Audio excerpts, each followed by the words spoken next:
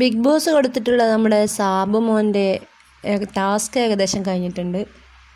എന്തായിരുന്നു ടാസ്ക് എന്ന് വെച്ചാൽ അതിലുള്ള കണ്ടസ്റ്റൻസിനെതിരെ കമൻസ് പറയലായിരുന്നു. അതായത് അവരെ പ്രൊവോക്കാവുന്ന രീതിയിൽ തന്നെ സാബു മോൻ അങ്ങനെ ഒരുപാട് പ്രൊവോക്കാവുന്ന രീതിയിൽ ചെയ്തില്ലെങ്കിലും അത്യാവശ്യം രസകരമായിട്ട് അത് ചെയ്തിട്ടുണ്ട്. ഓരോരോ കണ്ടസ്റ്റൻറ്റിനോടും പ്രത്യേകം അല്ല ഓരോരോ ചെറിയ ചെറിയ കാര്യങ്ങൾ അങ്ങനെ ഒരുപാട് അവരെ ഇതാക്കും. പക്ഷെ അനീഷിന് നല്ല രീതിയിൽ അത് പ്രൊവോക്കായിട്ടുണ്ടായിരുന്നു.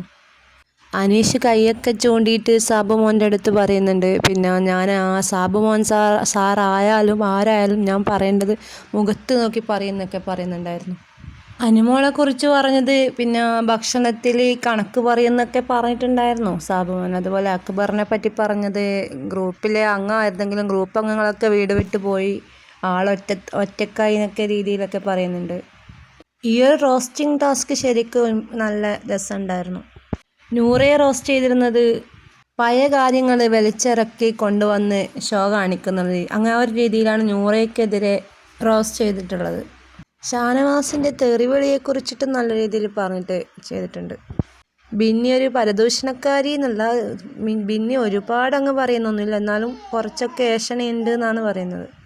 അങ്ങനെ ഓരോ കണ്ടസ്റ്റൻസിനെ കുറിച്ചും അത്യാവശ്യം സാബു മോൻ വിമർശിച്ചിട്ടുണ്ട്. ആൾക്ക് വേണമെങ്കിൽ കുറച്ചുകൂടി നല്ല രീതിയിൽ പിന്നെ റോസ്റ്റ് ചെയ്യാമായിരുന്നു, പക്ഷെ ആളത് ചെയ്തിട്ടില്ല. കണ്ടസ്റ്റൻസിൻ്റെ കോൺഫിഡൻസ് അദ്ദേഹം കളയാൻ ശ്രമിച്ചിട്ടില്ല, നല്ല രീതിയിൽ തന്നെ അത് അവതരിപ്പിച്ചു.